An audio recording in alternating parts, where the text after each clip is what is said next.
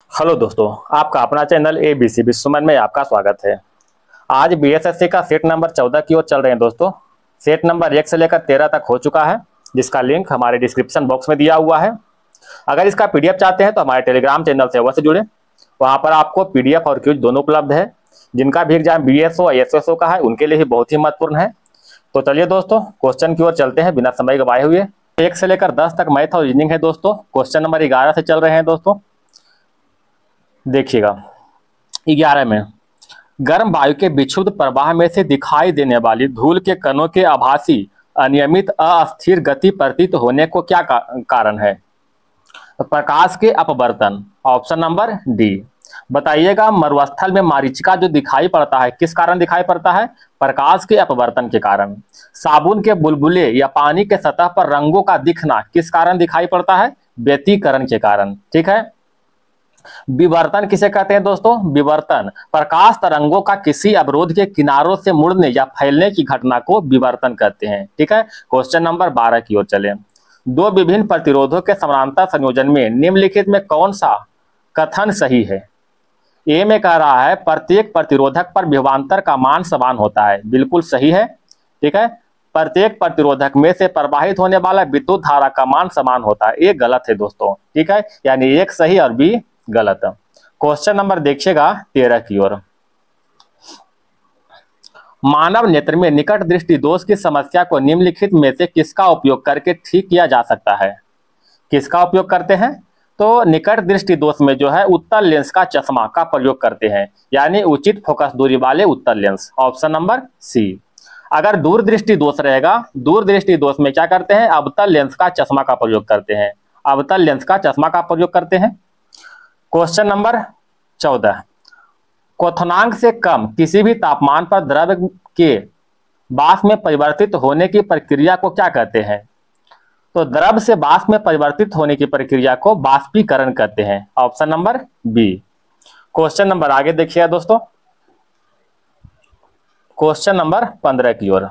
कहता एक पिंड को ऊपर की ओर फेंका जाता है, वह 5 मीटर की ऊंचाई तक पहुंचता है और फिर नीचे गिरता है। पिंड का कुल विस्थापन और पिंड के द्वारा तय की गई कुल दूरी कितनी होगी? तो 5 मीटर जो है ऊपर जाता है, फिर अगेन जो है 5 मीटर जो है नीचे आता है। टोटल डिस्टेंस कितना हो गया? 5 5 10 मीटर। डिस्टेंस तो 10 मीटर हो गया। अब कहता है उसका विस्थापन कितना होगा? अगर पहला दूरी ठीक है और अंतिम दूरी दोनों सेम होगा तो विस्थापन जो है 0 होगा, यानी 10 मीटर होगा टोटल। अच्छा कहाँ है? पहले विस्थापन कर रहा है दोस्तों, उसके बाद दूरी, तो विस्थापन हो जाएगा 0 और दूरी कितना हो जाएगा? 10 मीटर, option number D. Question number 21 देखिएगा दोस्तों। कहता है अपने प्रसिद्ध दांडी मार्च के साथ गांधी जी ने कब सविनय अवज्ञा आंदोलन प्रारंभ किया था? तो गांधी जी ने जो है सविनय अवज्ञा आंदोलन 12 मार्च 1930 से प्रारंभ किया था, ऑप्शन नंबर सी। दांडी मार्च जो है महात्मा गांधी जी ने प्रारंभ किया था। दांडी मार्च का शुरुआत जो है महात्मा गांधी ने साबरमती आश्रम से टोटल 78 अनुयायी के साथ टोटल 24 दिन तक पैदल यात्रा किया था। उसके बाद जो है दांडी पहुंचकर जो है नमक कानून तोड़ दिया था। उसके साथ ही सविनय अवज्ञा आंदोलन क्या हुआ था? प्रारंभ हुआ था। गांधी जी जो नमक कानून कब तोड़ा था? तो 6 अप्रैल 1930 को, 6 अप्रैल 1930 को। ठीक है। सुभाष चंद्र बोस ने इस अभियान की तुलना किससे किया था? तो नेपोलियन के एल्बा से पेरिस तक की किया था। ठीक है, याद रखिएगा। क्वेश्चन नंबर 22, बिहार के उग्र कृषक नेता कौन थे?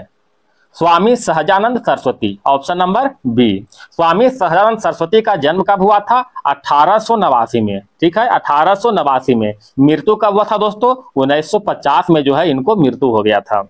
बताइएगा बिहार प्रांतीय किसान सभा का गठन किसने किया था? स्वामी सहजानंद सरस्वती ने किया था। कब किया था? 1929 में किया था। ठीक है, बिहार प्रांतीय किसान सभा का गठन।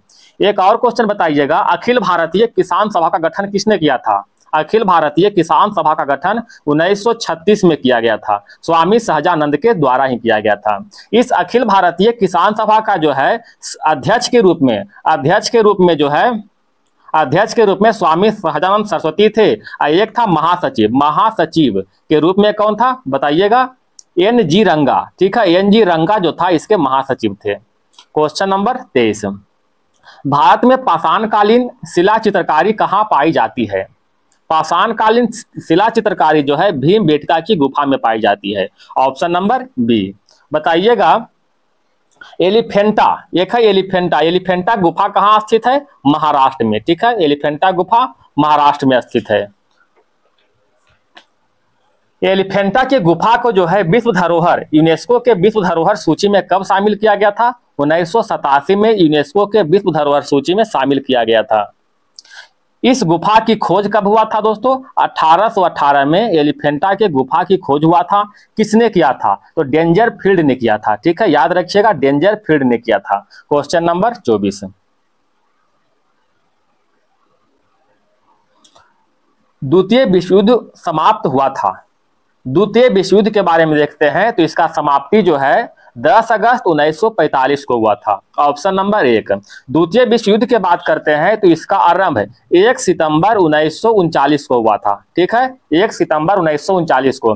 तत्कालिक कारण क्या था? जर्मनी का पोलैंड पर हमला, जर्मनी का पोलैंड पर आक्रमण, ये जो है तत्कालिक कारण था द्वितीय विश्व युद्ध का।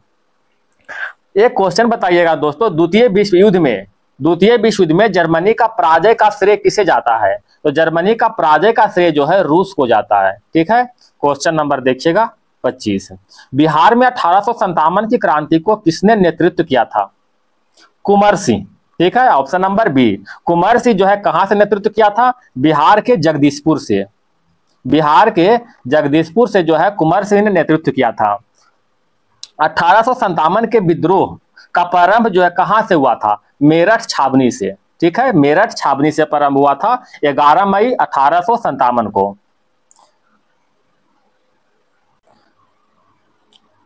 क्वेश्चन नंबर 26 देखिए दोस्तों, अखिल भारतीय किसान सभा के गठन कब और कहां हुआ था? 1936 लखनऊ में। Option number C. इसका गठन किसने किया था? स्वामी सहजानंद सरस्वती के द्वारा जो है इसका गठन हुआ था। यह जो है इसके अध्यक्ष थे। कौन था इसका अध्यक्ष थे? इसके महासचिव की बात करते हैं तो महासचिव NG रंगा था। ठीक है, NG रंगा इसके महासचिव थे। एक क्वेश्चन बताइएगा दोस्तों, बिहार प्रांतीय किसान सभा की स्थापना कब हुआ था? इसका स्थापना जो है 1929 में। ठीक है, 1929 में सोनपुर में हुआ था। ठीक है, क्वेश्चन नंबर 27, निम्नलिखित में कौन सही रूप से सुलेमित नहीं है? कथा अलाई दरवाजा अलाउद्दीन खिलजी, सही है। जमानत खाना मस्जिद बलबन, सही है। कुतुब मीनार का निर्माण जो है कुतुबुद्दीन ऐबक ने किया था। किसने किया था? कुतुबुद्दीन ऐबक ने किया था। ठीक है, इसको पूरा करने का काम जो है इल्तुतमिश ने किया था। तो ऑप्शन नंबर सी क्या है? गलत है। कहता हिसार शहर की स्थापना जो है फिरोज शाह तुगलक ने किया था। बिल्कुल सही है। तो इसका आंसर क्या हो जाएगा? Option number C. Question number देखते हैं 28 की ओर, निम्नलिखित सुल्तानों में से कौन लाख बख्श के नाम से जाना जाता है? तो लाख बख्श के नाम से जो है कुतुबुद्दीन ऐबक को जानते हैं। ऑप्शन नंबर क्या हो जाएगा? सी। कुतुबुद्दीन ऐबक जो कि मोहम्मद गोरी का क्या था दोस्तों? कुतुबुद्दीन ऐबक जो है मोहम्मद गोरी का गुलाम था। मोहम्मद गोरी के गुलाम था और गुलाम वंश के संस्थापक भी था। गुलाम वंश के जो है संस्थापक कौन था? कुतुबुद्दीन ऐबक था। क्वेश्चन नंबर आगे देखते हैं दोस्तों। क्वेश्चन नंबर 29 की ओर आते हैं। लघु ज्वार भाटा कब आता है? लघु ज्वार भाटा जो है शुक्ल पक्ष सप्तमी के दिन को आता है। शुक्ल पक्ष सप्तमी, ऑप्शन नंबर सी। अगर यही उच्च ज्वार भाटा की बात करते हैं तो अमावस्या और पूर्णिमा के दिन आते हैं। ठीक है, उच्च ज्वार भाटा अमावस्या और पूर्णिमा के दिन जो है चंद्रमा, सूर्य और पृथ्वी जो है तीनों एक सिध में होता है। ठीक है, इसीलिए उच्च ज्वार भाटा आते हैं। एक क्वेश्चन बताइएगा कि ज्वार जो है प्रतिदिन कितने बार आता है? तो याद रखिएगा 2 बार आता है। ठीक है, प्रतिदिन ज्वार 2 बार आता है। एक बार जो है चंद्रमा के आकर्षण से, दूसरी बार जो है पृथ्वी के अपकेंद्रीय बल के कारण आता है। ठीक है, क्वेश्चन नंबर 30 देखिएगा। भूमध्य रेखा निम्नलिखित में किस देश के मध्य से नहीं गुजरता है? भूमध्य रेखा ब्राजील, सोमालिया और केन्या से जो है गुजरता है। भारत से भूमध्य रेखा नहीं बल्कि जो है कर्क रेखा गुजरता है। ठीक है, कर्क रेखा जो है भारत के टोटल 8 राज्य से गुजरता है। कौन कौन राज्य है वो बताइएगा? तो राजस्थान, गुजरात, मध्य प्रदेश, छत्तीसगढ़, झारखंड, पश्चिम बंगाल, त्रिपुरा और मिजोरम, ये जो है 8 राज्य से कर्क रेखा गुजरता है। ठीक है, बताइएगा ये जो भूमध्य रेखा जो है, भूमध्य रेखा टोटल 3 महाद्वीप 3 महाद्वीप और 13 देश से होकर गुजरता है। 3 महाद्वीप कौन है? दक्षिण अमेरिका, अफ्रीका और एशिया, ये 3 महाद्वीप से होकर गुजरता है। एक है मकर रेखा, तो मकर रेखा जो है टोटल 10 देश से होकर गुजरता है, ठीक है, 10 कंट्री से होकर गुजरता है। क्वेश्चन नंबर आगे देखिएगा दोस्तों, 41 की ओर आते हैं। किसी वैद्युत चुंबकीय तरंग की आवृत्ति हवा में n है। यदि तरंग म्यू अपवर्तनांक वाले माध्यम में प्रवेश करती है, जब आवृत्ति का मान क्या होगा? तो आवृत्ति का मान जो है n होगा। ऑप्शन नंबर डी, ठीक है। विद्युत चुंबकीय तरंग जो है किस प्रकार का तरंग है? तो यह एक अनुप्रस्थ तरंग है, अनुप्रस्थ तरंग है, याद रखिएगा। तो लिखने में सही से नहीं बना है, बट याद रखिएगा अनुप्रस्थ तरंग है। क्वेश्चन नंबर देखिएगा 42, प्रकाश के प्रिज्म से गुजरकर स्पेक्ट्रम प्राप्त करने वाले पहले व्यक्ति कौन थे? बताइएगा। तो Isaac Newton, option number C. कुछ आविष्कार और खोजकर्ता के नाम बोलते हैं दोस्तों, याद रखिएगा। लेजर के आविष्कार किसने किया था? थियोडर मैमन ने किया था। रेडियम का खोज किसने किया था? मैडम क्यूरी ने। क्वांटम सिद्धांत के प्रतिपादक मैक्स प्लांक। परमाणु संरचना के सिद्धांत के प्रतिपादक निल्स बोर। पॉजिट्रॉन की खोज एंडरसन ने किया था। अपवर्जी का सिद्धांत किसने दिया था? डब्ल्यू पाउली ने दिया था, ठीक है, अपवर्जी का सिद्धांत। व्यतिकरण रंगीन फोटोग्राफी का सिद्धांत किसने दिया था? गैब्रियल लिपमैन ने दिया था, ठीक है दोस्तों। क्वेश्चन नंबर आगे बढ़ते हैं। एल्युमिनियम का अयस्क कहा जाता है? कहता है मैग्नेटाइट, मैलेकाइट, बॉक्साइट और हेमाटाइट। तो इसमें बॉक्साइट जो है एल्युमिनियम का अयस्क है। एल्युमिनियम का अयस्क कौन कौन सा है दोस्तों? एक तो बॉक्साइट हो गया, एक है डाईस्पोर, ठीक है, एक है क्रायोलाइट, एक है कोरंडम, एक है दोस्तों कोरंडम। ये चारों के चारों जो है बॉक्साइट, डायस्पोर, क्रायोलाइट और कोरंडम क्या है? एल्युमिनियम के अयस्क है। देखिएगा मैग्नेटाइट और हेमेटाइट, ये दोनों के दोनों जो है लोहा का अयस्क है, ठीक है, लोहा का अयस्क है, ठीक है। लोहा का अयस्क कौन कौन से है? मैग्नेटाइट, हेमाटाइट, लिमोनाइट, एक है सीडेराइट, एक देखिए मैलेकाइट जो है तांबा का अयस्क है दोस्तों, ठीक है। क्वेश्चन नंबर 44, निम्नलिखित में कौन सा विषमांगी विलयन का एक उदाहरण है? विषमांगी विलयन कहते हैं किसको है? वह मिश्रण जिसमें पूरी तरह से घुलते नहीं है और मिश्रण में जो है असमान रूप से वितरित रहते हैं। यानी कहने का मतलब जो है दो पदार्थ को मिलाएंगे तो पूरी तरह से मिलेगा नहीं, ठीक है। जैसे में देखिए जल में तेल का मिश्रण, क्या जल में तेल कहीं मिल सकता है? तेल छलाया हुआ रहता है, ठीक है। अतः ये जो है विषमांगी मिश्रण है। नींबू पानी देखो पूरा मिल जाता है, ये भी जो है समांगी मिश्रण है, ठीक है। जल में इथेनॉल का मिश्रण, आयोडीन टिक्चर, ये सभी जो है विषमांगी नहीं है। क्वेश्चन नंबर 45 की ओर देखते हैं। निम्नलिखित में कौन सा युग्म एल्कीनों को सजातीय श्रेणी से संबंधित है? कौन सा है?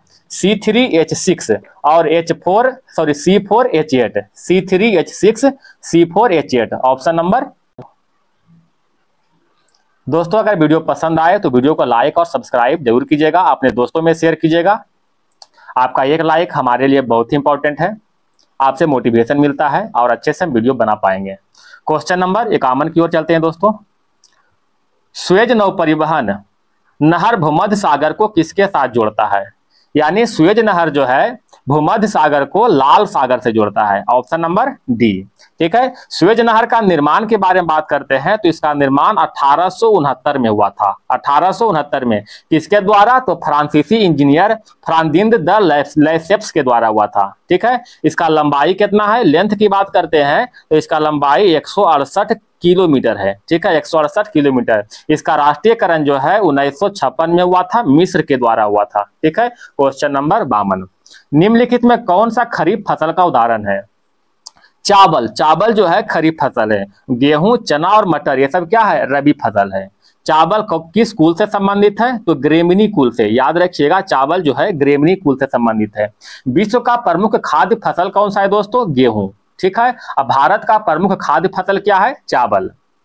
भारत के लिए चावल का कटोरा के नाम से किसे जानते हैं? तो याद रखिएगा कृष्णा गोदावरी के डेल्टा क्षेत्र को। क्वेश्चन नंबर देखिएगा 53, बिहार के निम्नलिखित में से किस जिलों में कहलगांव थर्मल पावर प्लांट स्थित है? कहलगांव थर्मल पावर प्लांट जो है बिहार के भागलपुर में स्थित है, ऑप्शन नंबर सी। बताइएगा एनटीपीसी की स्थापना कब हुआ था?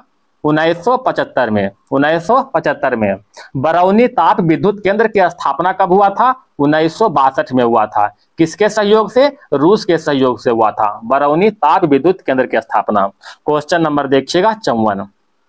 निम्नलिखित में जो है, अच्छा, किस समिति ने पंचायती राज चुनाव में राजनीतिक दलों की सहभागिता की अनुशंसा किया है? किसने किया है? अशोक मेहता समिति ने। ठीक है, अशोक मेहता समिति गठन कब हुआ था? 1977 में हुआ था। 1977 में जनता दल सरकार के द्वारा हुआ था। किसने द्विस्तरीय पंचायती राज की सिफारिश किया था? तो अशोक मेहता समिति ने। ठीक है, अशोक मेहता समिति ने। किस समिति ने ग्राम सभा को समाप्त करने की सिफारिश किया था? तो अशोक मेहता समिति ने। ठीक है, बताइएगा ये क्वेश्चन दोस्तों, सर्वप्रथम पंचायती राज को संवैधानिक दर्जा देने की सिफारिश किसने किया था? तो एल.एम. सिंघवी समिति ने। एल.एम. सिंघवी समिति ने पंचायती राज को संवैधानिक दर्जा देने की सिफारिश किया था। ठीक है, क्वेश्चन नंबर देखिएगा 55 की ओर चलते हैं। राज्यों में राष्ट्रपति शासन भारतीय संविधान के किस अनुच्छेद के तहत लगाया जाता है? तो राष्ट्रपति शासन जो है अनुच्छेद 356 के तहत लगाते हैं। राष्ट्रीय आपात जो है, राष्ट्रीय आपात ये 352 के तहत लगाते हैं। और एक होता है वित्तीय आपात। वित्तीय आपातकाल जो है, वित्तीय आपातकाल ये अनुच्छेद 360 के तहत लगाते हैं। और अनुच्छेद 368 में क्या है दोस्तों? संविधान का संशोधन। तो बताइएगा राष्ट्रपति शासन अनुच्छेद 356 के तहत जो है लगाया जाता है। ठीक है, इसमें एक क्वेश्चन बताइएगा दोस्तों कि राष्ट्रपति शासन जो है सर्वप्रथम किस राज्य में लगाया गया था? तो पंजाब में। कहां लगाया गया था? पंजाब में 1951 में लगाया गया था। ठीक है, सर्वाधिक राष्ट्रपति शासन जो है किस राज्य में लगाया गया था? तो याद रखिएगा मणिपुर में सर्वाधिक लगाया गया था। टोटल 11 बार लगाया गया था। क्वेश्चन नंबर आगे पढ़ें, क्वेश्चन नंबर 56 की ओर। निम्नलिखित में कौन सी समिति मुख्यतः जनजातीय क्षेत्रों में पंचायती राज से संबंधित है? पंचायती राज से संबंधित दिलीप सिंह भूरिया समिति है। ठीक है, जनजातीय क्षेत्रों में पंचायती राज से संबंधित दिलीप सिंह भूरिया समिति है। इसका गठन कब हुआ था? 1994 में। ठीक है, 1994 में। सादिक अली समिति, इसका भी संबंध किससे है? पंचायती राज से। इसका गठन कब हुआ था? 1964 में हुआ था। ठीक है, एक है पीके थुंगन समिति, इसका भी संबंध जो है पंचायती राज से है। इसका गठन कब हुआ था दोस्तों? 1988 में। ठीक है, 1988 में। एक क्वेश्चन बताइएगा दोस्तों, पंचायती राज व्यवस्था का शुरुआत सर्वप्रथम कब किया गया था? तो 2 अक्टूबर 1959 को। कहां से किया गया था? राजस्थान के नागौर जिला से। ठीक है, राजस्थान के नागौर से। क्वेश्चन नंबर देखिएगा आगे 57 की ओर। निम्नलिखित में किस अधिनियम ने भारत में पहली बार प्रांतीय विषय को केंद्रीय विषय से अलग किया है? ठीक है, तो भारत सरकार अधिनियम 1919 के तहत, भारत सरकार अधिनियम 1919 के तहत जो है राज्यों में द्वैध शासन जो है लागू हुआ था। अब भारत सरकार अधिनियम 1935 के तहत जो है राज्यों में द्वैध शासन जो लागू हुआ था इसको हटा दिया गया था और प्रांतों में, ठीक है, यानी केंद्रों में द्वैध शासन को लागू किया गया था। 1935 के तहत केंद्र में द्वैध शासन जो है लागू हुआ था। एक बार फिर से बोलते हैं दोस्तों, राज्यों में द्वैध शासन लागू 1919 के अधिनियम से। ठीक है, राज्यों में द्वैध शासन को हटाया गया 1935 के अधिनियम से। केंद्रों में द्वैध शासन लागू किया गया 1935 के अधिनियम से। ठीक है, क्वेश्चन नंबर 58 की ओर। निम्नलिखित में किसकी नियुक्ति भारत के राष्ट्रपति के द्वारा किया जाता है? तो भारत के मुख्य न्यायाधीश, उच्च न्यायालय के न्यायाधीश, राज्य निर्वाचन आयुक्त, ये तीनों के तीनों का नियुक्ति जो है राष्ट्रपति के द्वारा ही होता है। ठीक है, भारत का एक राष्ट्रपति होगा। किस अनुच्छेद के तहत? अनुच्छेद 52 के तहत। संघ की कार्यपालिका शक्ति राष्ट्रपति में निहित होगी, अनुच्छेद 53 के तहत। राष्ट्रपति का निर्वाचन अनुच्छेद 54 के तहत। निर्वाचन का नियम अनुच्छेद 55 के तहत। ठीक है, निर्वाचन का नियम जो है अनुच्छेद 55 के तहत। ठीक है, भारत का जो है राष्ट्रपति जो है उच्चतम न्यायालय के न्यायाधीश को नियुक्त करता है। किस अनुच्छेद के तहत? तो अनुच्छेद 124 के 2 के तहत। ठीक है, क्वेश्चन नंबर आगे बढ़े दोस्तों 59 की ओर। राष्ट्र संघ का अस्थायी मुख्यालय कहाँ था? राष्ट्र संघ की बात करते हैं तो राष्ट्र संघ की स्थापना कब हुआ था? इसका स्थापना जो है 10 जनवरी 1920 को हुआ था। ठीक है, इसका मुख्यालय जनेवा स्विट्जरलैंड है, ऑप्शन नंबर बी। एक है संयुक्त राष्ट्र संघ, यूएनओ, यूनाइटेड नेशन ऑर्गेनाइजेशन, इसका स्थापना जो है 24 अक्टूबर 1945 को हुआ था, 24 अक्टूबर 1945 को। इसका हेडक्वार्टर की बात करते हैं तो न्यूयॉर्क है दोस्तों, न्यूयॉर्क, ठीक है। क्वेश्चन नंबर 60 की ओर देखिएगा दोस्तों। भारत का अनुच्छेद 56 का संबंध है, किससे संबंधित है? भारत के राष्ट्रपति के कार्यकाल के प्रावधान से, ऑप्शन नंबर सी। बताइएगा, भारत का एक राष्ट्रपति होगा अनुच्छेद 52 के तहत, अनुच्छेद 52 के तहत। संघ की कार्यपालिका शक्ति राष्ट्रपति में निहित होगा, अनुच्छेद 53 के तहत। राष्ट्रपति का चुनाव जो है यानी निर्वाचन, अनुच्छेद 54 के तहत। निर्वाचन का नियम, अनुच्छेद 55 के तहत, ठीक है। अनुच्छेद 56 में राष्ट्रपति के कार्यकाल का प्रावधान दिया गया है, ठीक है। अनुच्छेद 57 में जो है पुनर्निर्वाचन, मतलब एक से अधिक बार निर्वाचित हो सकता है, पुनर्निर्वाचन, ठीक है। महाभियोग का संबंध अनुच्छेद 61 से, क्षमादान का संबंध अनुच्छेद 72 से है। क्वेश्चन नंबर आगे बढ़े दोस्तों। क्वेश्चन नंबर 71, निम्नलिखित में कौन सा अम्लों का विशिष्ट गुण है?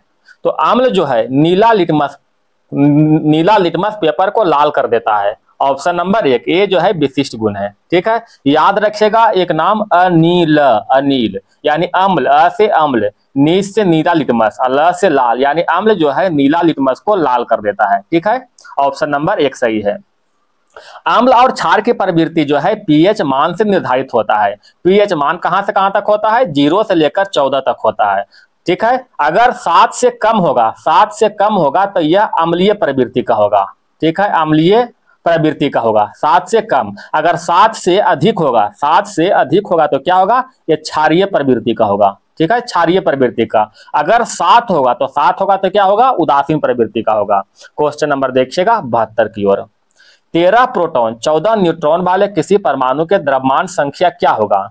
तो परमाणु के द्रव्यमान संख्या बराबर होता है प्रोटॉन की संख्या और प्लस में न्यूट्रॉन की संख्या, यानी 13 प्लस 14 बराबर क्या हो जाएगा? 27, ऑप्शन नंबर 1। क्वेश्चन नंबर आगे देखिएगा 73 की ओर। कार्बन में कार्बन के ही अन्य परमाणु के साथ साथ आबंध बनाने की अद्वितीय क्षमता होती है। इस गुणधर्म को किस नाम से जानते हैं? तो इस गुणधर्म को जो है श्रृंखलन के नाम से जानते हैं, option number D. Question number 74 की ओर देखिएगा। कता पोलेनियम 84-210 का जो है अर्ध आयुकाल 140 दिन है। विघटन होने पर 1 ग्राम जो पोलेनियम 0.25 ग्राम रह जाएगा, यानी 1/4 हो जाएगा, ठीक है। कितने दिन में होगा? कता अर्ध आयुकाल, यानी आधा होने की शक्ति, आधा मतलब अगर 2 रुपया है तो 1 रुपया होने में 140 दिन लगता है, ठीक है, ठीक है दोस्तों। तो अगर 1 ग्राम है, 1 ग्राम है तो उसको आधा ग्राम होने में, 0.5 ग्राम होने में 240 दिन लगेंगे। 0.5 ग्राम से जो है फिर इसका आधा 0.25 ग्राम होने में फिर कितना होगा? 140 दिन लगेगा, ठीक है। तब बताइए कितना? देखो 0.25 ग्राम ही पूछ रहा है, 0.25 ग्राम आ गया, तो 140 दिन यहाँ लगा, 140 दिन यहाँ लगा, मतलब कितना हो जाएगा दोस्तों? 280 दिन, option number B. Question number 75, निम्नलिखित में कौन सा विकल्प सही है? कता साबुन के मिसेल का बनाना सभी तापों पर संभव है, ये जो है गलत है दोस्तों।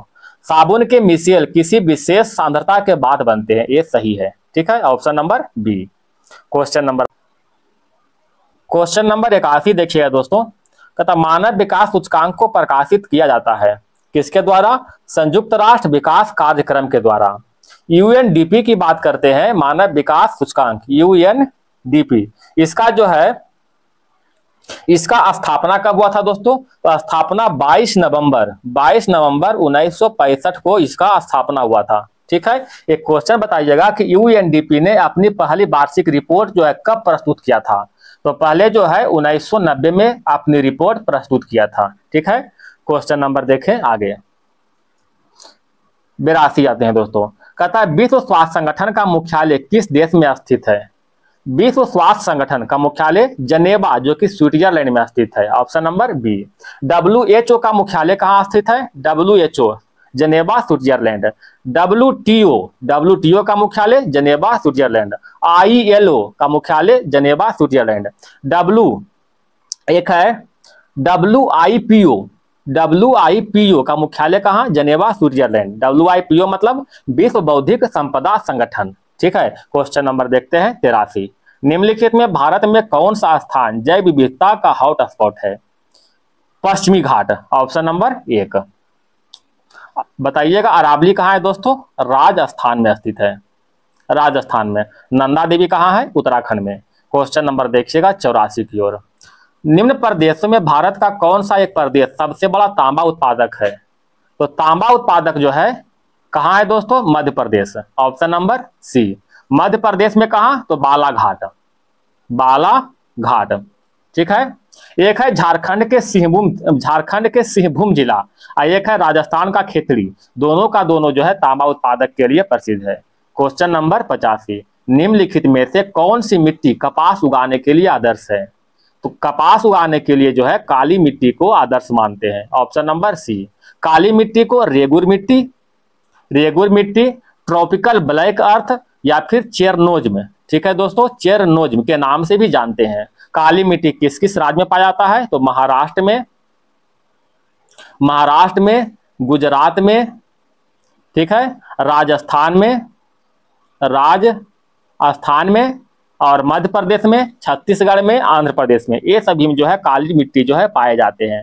काली मिट्टी में खासकर लोहा, चूना, एल्युमिनियम, कैल्शियम, ये सभी का जो है प्रचुर मात्रा में पाया जाता है, जबकि नाइट्रोजन और फास्फोरस का क्या होता है दोस्तों? कमी होता है। ठीक है, काली मिट्टी का काली रंग किस कारण होता है? तो टिटनीफेरस, मैग्नेटाइट और जीवाश्म के कारण होता है। Question number 86। कथा जल्लीकट्टू निम्नलिखित में किस त्योहार की विशेषता है? जल्लीकट्टू पोंगल त्योहार की विशेषता है। क्वेश्चन नंबर थोड़ा आगे देखते हैं दोस्तों 87 की ओर। कथा नीति आयोग के नए CEO के रूप में किसे नियुक्त किया गया है? BBR सुब्रमण्यम। नीति आयोग की स्थापना कब हुआ था? 2015 में योजना आयोग के स्थान पर। Question number 88। परिवार नियोजन कार्यक्रम का कार्यान्वयन निम्नलिखित में किस भारतीय पंचवर्षीय योजना के प्रमुख लक्ष्यों में से एक था? परिवार नियोजन चौथी पंचवर्षीय योजना, ऑप्शन नंबर 1। चौथी पंचवर्षीय योजना जो है कब से कब प्रारंभ हुआ था? 1969 से 74 तक हुआ था। ठीक है, किस मॉडल पर? तो गौडगिल मॉडल पर जो है आधारित है।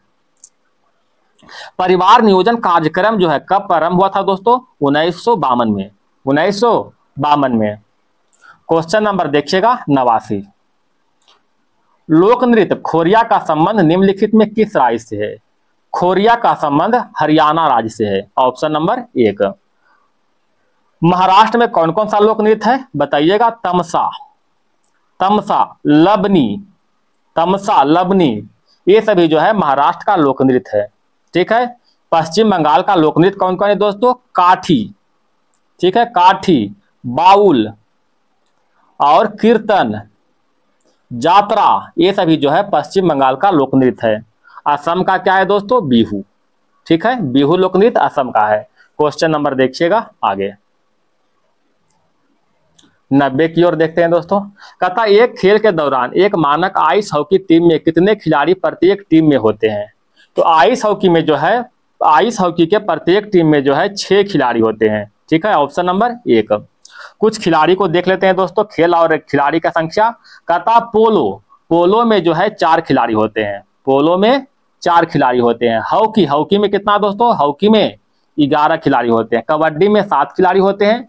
खो खो में 9 खिलाड़ी होते हैं। बैडमिंटन में 1 या 2, लॉन टेनिस में 1 या 2, नेटबॉल में जो है 7 खिलाड़ी होते हैं। नेटबॉल में 7 खिलाड़ी होते हैं। और एक है वाटर पोलो 4 हो गया दोस्तों। एक वाटर पोलो में 7 खिलाड़ी होते हैं। ठीक है, पोलो 4, वाटर पोलो 7। क्वेश्चन नंबर आगे बढ़ते हैं 101 में आते हैं दोस्तों। ग्लिसरॉल का IUPAC नेम क्या है? ग्लिसरॉल का प्रोपेन 1,2,3 ट्राइऑल, ऑप्शन नंबर बी। निम्नलिखित में कौन सा जीव परजीवी पोषण युक्त को दर्शाता है? तो परजीवी पोषण जो है अमरबेल है, option number D. Question number 103। निम्नलिखित में से कौन सा तत्व वैद्युत अपघटनीय अपचयन के द्वारा निष्कर्षित होता है? तो वैद्युत अपघटन के द्वारा जो है सोडियम का निष्कर्षित होता है, option number C. Question number 104, copper oxide beaker युक्त बीकर में थोड़ी सी मात्रा में हाइड्रोक्लोरिक अम्ल मिलाने पर कौन सी यौगिक का निर्माण होता है? बताइएगा। Copper chloride, option number 1। Question number आगे देखिए दोस्तों 105 में, प्रकाश संश्लेषण की प्रक्रिया में उत्पादित कार्बोहाइड्रेट का क्या होता है? तो कार्बोहाइड्रेट को पहले कार्बोहाइड्रेट का उपयोग ऊर्जा उत्पादन के लिए किया जाता है, शेष को स्टार्च के रूप में संग्रहित कर लिया जाता है। ऑप्शन नंबर क्या होगा? 1 हो जाएगा। क्वेश्चन नंबर आगे देखें दोस्तों, बीच में मैथ रीजनिंग दिया हुआ है 111 से, भारत के निम्नलिखित में से किस देश के साथ खुली सीमा है? तो खुली सीमा जो है नेपाल के साथ है। Option number D. नेपाल के साथ कितना सीमा लगता है? तो 1751 किलोमीटर जो है नेपाल के साथ सीमा लगता है। ठीक है। क्वेश्चन नंबर 12, गिद्धा नृत्य का संबंध मुख्य रूप से किस राज्य से है? गिद्धा नृत्य पंजाब से है। Option number B. कुछ नृत्य देख लेते हैं दोस्तों। विदेशिया नृत्य बिहार का है। विदेशिया कहाँ का है दोस्तों? बिहार का। डांडिया और गरबा, डांडिया और गारबा कहाँ का है दोस्तों? गुजरात का है। ठीक है। बाउल और जात्रा, ठीक है, जात्रा, जात्रा कहाँ का है दोस्तों? पश्चिम बंगाल का है। ठीक है। एक है भांगड़ा, भांगड़ा कहाँ का है दोस्तों? भांगड़ा कहाँ का है? पंजाब का है। एक है धमान, याद रखिएगा, धमान, धमान कहाँ के है? पंजाब। एक है दोस्तों धमाल, ठीक है, धमाल, धमाल कहाँ के है दोस्तों? तो हरियाणा के है। ठीक है, हरियाणा। एक है धमान, न यहाँ पर न है दोस्तों, धमान पंजाब के है, धमाल हरियाणा का है। ठीक है। क्वेश्चन नंबर 113, निम्नलिखित में कौन सा क्षेत्र भारत के सबसे बड़ा नियोक्ता है? तो भारत के सबसे बड़ा नियोक्ता जो है प्राथमिक क्षेत्र है। प्राथमिक क्षेत्र में जो है भारत का लगभग 50% आबादी निहित है। प्राथमिक क्षेत्र के अंतर्गत कौन कौन से आते हैं? खनिज, कृषि, ठीक है, पशुपालन, पशुपालन, मत्स्य पालन, ये सभी जो है प्राथमिक क्षेत्र में आते हैं। ठीक है। द्वितीय क्षेत्र में उद्योग आता है दोस्तों। ठीक है, सॉरी, द्वितीय क्षेत्र में उद्योग आता है और तृतीय क्षेत्र को जो है हम लोग सेवा क्षेत्र के नाम से जानते हैं। सेवा क्षेत्र, इसमें बैंकिंग, बीमा, वित्त, शिक्षा आदि लोग आते हैं। ठीक है। क्वेश्चन नंबर 114, नाबार्ड में भारत सरकार का हिस्सा कितना है? कितना है? 100%। नाबार्ड में भारत सरकार का हिस्सा 100% है। नाबार्ड के फुल फॉर्म देख लेते हैं। National bank for agriculture and rural development, national bank for agriculture and rural development. NABARD की स्थापना कब हुआ था दोस्तों? तो नाबार्ड की स्थापना जो है 1982 में हुआ था। किस समिति के सिफारिश पर? तो याद रखिएगा, शिवरामन समिति के सिफारिश पर। ठीक है, शिवरामन समिति के सिफारिश पर नाबार्ड की स्थापना हुआ था और वो भी जो है 6ठी पंचवर्षीय योजना में हुआ था। ठीक है, 6ठी पंचवर्षीय योजना में। नाबार्ड का मुख्यालय की बात करते हैं, कहाँ है? मुंबई है। नाबार्ड का मुख्यालय Mumbai. Question number 115, 9 degree channel का संबंध निम्नलिखित में किससे है? 9 डिग्री चैनल जो कि लक्षद्वीप से संबंधित है। Option number 1। 9 डिग्री चैनल जो है लक्षद्वीप, लक्षद्वीप और मिनिकॉय द्वीप को बीच स्थित है। मिनिकॉय, लक्षद्वीप और जो मिनिकॉय द्वीप के बीच स्थित है। एक है 10 डिग्री चैनल जो कि अंडमान और निकोबार द्वीप समूह को जो है बीच स्थित है। कौन? 10 डिग्री चैनल। ठीक है। एक है 8 डिग्री चैनल जो कि मालदीप और मिनिकॉय को अलग करता है। अलग करता है दोस्तों, मतलब मध्य में स्थित है, चाहे अलग करता है। मालदीप और मिनिकॉय। ठीक है। क्वेश्चन नंबर 116, विश्व का सबसे ऊंची चोटी माउंट एवरेस्ट किसके बीच स्थित है? तो माउंट एवरेस्ट जो है भारत और नेपाल के बीच स्थित है। Option number C. Mount Everest की ऊंचाई कितना है दोस्तों? नवीनतम गणना के अनुसार 8848.86 मीटर है। ठीक है। नेपाल में जो है माउंट एवरेस्ट को सागरमाथा और तिब्बत में चोमोलुंगमा के नाम से जानते हैं।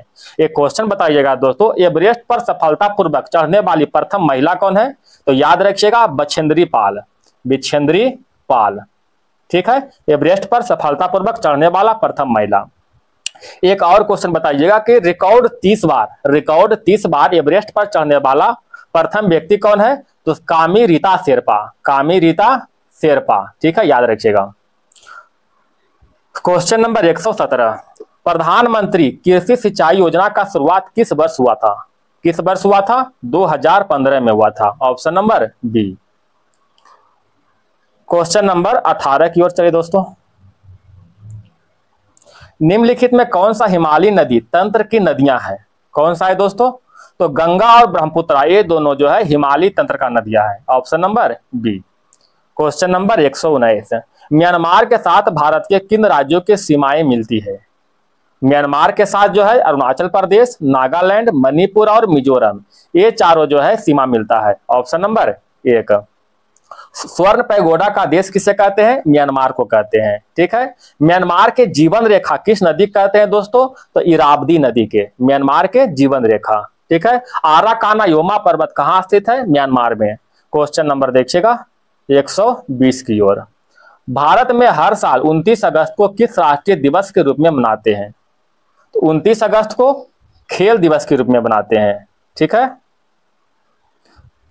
किसके जयंती पर? तो मेजर ध्यानचंद के जयंती पर मनाते हैं। मेजर ध्यानचंद जो कि हॉकी के जादूगर के नाम से जानते हैं। बताइएगा अंतरिक्ष दिवस कब मनाते हैं? 23 अगस्त को। अंतरिक्ष दिवस 23 अगस्त को। विज्ञान दिवस कब मनाते हैं? 28 फरवरी को मनाते हैं। अंतर्राष्ट्रीय मातृभाषा दिवस कब मनाते हैं? 21 फरवरी को मनाते हैं। ठीक है। अंतर्राष्ट्रीय मातृभाषा दिवस। क्वेश्चन नंबर आगे देखिएगा दोस्तों, 131 में आते हैं। शीर्षक विभोजोतक तने और जड़े की में वृद्धि करता है। तो तने और जड़े की लंबाई में वृद्धि करता है। Option number C. निम्नलिखित में किस जीव का हृदय 3 कक्षों वाला होता है? किसका होता है? उभयचर। उभयचर का हृदय जो है 3 कक्ष वाला होता है। एक ग्रंथि है जो आहार नाल से संबंधित नहीं है। कौन सी ग्रंथि है? तो एड्रिनल, जिसे अधिवृक्क ग्रंथि कहते हैं। Option number B. बाकी अग्नाशय, यकृत और लाल ग्रंथि, ये सब जो है आहार नाल से संबंधित है। निम्नलिखित में किसी एक पदार्थ का निष्कासन हमारे शरीर में फेफड़ों के द्वारा बहुत बड़ी मात्रा में किया जाता है। किसका निष्कर्षण होता है? तो CO2 और H2O का निष्कर्षण होता है फेफड़ा के द्वारा। क्वेश्चन नंबर देखिएगा, एक सेकंड दोस्तों, 135। ठीक है। इफेड्रा पौधे को किसके अंतर्गत वर्गीकृत किया जाता है? अनावृत बीजी। Option number D. Question number 141 देखिए दोस्तों, कहता किस पठार पर कर्क रेखा भारतीय मानक समय रेखा एक दूसरे को काटती है? कहां काटती है? बाघेल खंड में काटती है। अगर कर्क रेखा की बात करते हैं तो कर्क रेखा टोटल भारत के 8 राज्यों से होकर गुजरता है। इसका फार्मूला लिखा हुआ दोस्तों, मित्र पर गमछा झार। ठीक है। मित्र पर गमछा झार। मित्र मतलब मिजोरम, त्रिपुरा, प से पश्चिम बंगाल, राजस्थान, ग से गुजरात, म से महाराष्ट्र, छ से छत्तीसगढ़, झार से झारखंड। इस तरह जो है 8 राज्यों से होकर गुजरता है। बताइएगा ये क्वेश्चन और कि भारतीय मानक समय रेखा भारत के कितने राज्यों से होकर गुजरता है? तो टोटल जो है 5 राज्य से होकर गुजरता है। कौन कौन है दोस्तों? UP, MP, Orissa, UP, MP, Orissa, Chhattisgarh, और ये कौन है? आंध्र प्रदेश। ये जो है 5 राज्यों से होकर गुजरता है। ठीक है। क्वेश्चन नंबर 142 है दोस्तों, देखिएगा। वन घुड़खर वन जीव अभ्यारण्य कहाँ स्थित है? यह जो है गुजरात में स्थित है। Option number C. कुछ अभ्यारण्य के नाम देख लेते हैं, जैसे कैमूर वन जीव अभ्यारण्य कहाँ स्थित है? बिहार में। गिर राष्ट्रीय पार्क गुजरात में। नल सरोवर अभ्यारण्य गुजरात में। सोमेश्वर अभ्यारण्य कहाँ स्थित है? कर्नाटक में। ठीक है। भद्रा अभ्यारण्य कर्नाटक में। अभोर अभ्यारण्य पंजाब में। डाम्फा अभ्यारण्य मिजोरम में। तानसा अभ्यारण्य महाराष्ट्र में। ठीक है। क्वेश्चन नंबर 143, उत्तरी गोलार्ध में सबसे छोटा दिन कब होता है? तो सबसे छोटा दिन जो है 22 दिसंबर को होता है। Option number C. ठीक है। 22 दिसंबर को। एक सेकंड दोस्तों, 21 जून को जो है सबसे बड़ा दिन होता है। सबसे बड़ा दिन होता है। और सबसे छोटा दिन कब होता है? 22 दिसंबर को। 21 मार्च और 23 सितंबर को क्या होता है? दिन रात, दिन बराबर रात, मतलब दिन रात जो है बराबर होता है। क्वेश्चन नंबर 144 देखिएगा, किस भारतीय राज्य की मुख्य भूमि की तट रेखा सबसे लंबी है? तो सबसे लंबा जो है गुजरात का है। लंबाई कितना है? 1214.7 किलोमीटर है। अगर सबसे छोटा की बात करते हैं तो सबसे छोटा गोवा के है। बताइएगा प्रायद्वीप भारत में सबसे लंबी तट रेखा वाला राज्य कौन सा है? तो आंध्र प्रदेश। ठीक है। आंध्र प्रदेश। इसका तट रेखा की लंबाई जो है 973.7 किलोमीटर है। ठीक है। बताइएगा दोस्तों भारत के कितने राज्य जो है तट रेखा से लगा हुआ है? तो टोटल जो है 9 राज्य, टोटल 9 राज्य जो है तट रेखा से लगा हुआ है। गुजरात, महाराष्ट्र, गोवा, आंध्र प्रदेश, कर्नाटक, तमिलनाडु, उड़ीसा, केरल और पश्चिम बंगाल। ठीक है, एक क्वेश्चन बताइएगा दोस्तों, भारत के कुल स्थलीय सीमा की लंबाई कितना है? तो कुल स्थलीय सीमा की लंबाई जो है 15,106.7 किलोमीटर है। ठीक है, अगर मुख्य भूमि के तटीय लंबाई की बात करते हैं तो मुख्य भूमि के तटीय लंबाई 6100 किलोमीटर है। अगर मुख्य भूमि के साथ द्वीपों के शामिल करके टोटल लंबाई की बात करते हैं तो टोटल लंबाई जो है, टोटल तटीय लंबाई, ठीक है, 7516.5 किलोमीटर है। ठीक है, ये मुख्य भूमि का तटीय लंबाई है, इधर टोटल तटीय लंबाई है द्वीप के साथ। विश्व का सबसे लंबा समुद्री तट रेखा वाला राज्य कौन सा है? कनाडा। याद रखिएगा, सबसे लंबा समुद्री तट रेखा वाला राज्य कनाडा है। क्वेश्चन नंबर 145, निम्नलिखित में कौन सा पूर्वोत्तर राज्य भारत के 7 सिस्टर्स राज्यों का सदस्य नहीं है? बताइएगा। तो सिक्किम जो है सदस्य नहीं है 7 सिस्टर्स का। त्रिपुरा, मेघालय और असम ये सभी जो है सदस्य है। सिक्किम को जो है 35वां संविधान संशोधन 1974 के द्वारा जो है सह राज्य का दर्जा दिया गया था और 36वां संविधान संशोधन 1975 के द्वारा जो है पूर्ण राज्य का दर्जा मिल गया। पूर्ण राज्य का दर्जा, जिसके तहत सिक्किम जो है भारत के 22वां राज्य बन गया। ठीक है, 22वां राज्य। क्वेश्चन नंबर 146, सूरीनाम की राजधानी क्या है? सूरीनाम की राजधानी पारामारिबो है। Option number 1। क्वेश्चन नंबर 147 देखते हैं दोस्तों, भारत सरकार ने सांसदों को वेतन और भत्ते में 24% बढ़ोतरी की है, यह कब से प्रभावी होगा? तो यह 1 अप्रैल 2023 से प्रभावी होगा। ठीक है, अब जो है सांसदों का वेतन कितना हो जाएगा? पहले 1 लाख रुपया था। ठीक है, अब जो है सांसदों का वेतन 1 लाख से बढ़कर 1,24,000 रुपया हो जाएगा। ठीक है, क्वेश्चन नंबर 148, 22 मार्च 2025 को हिंदी भाषा का 59वां ज्ञानपीठ पुरस्कार किसे प्रदान किया गया था?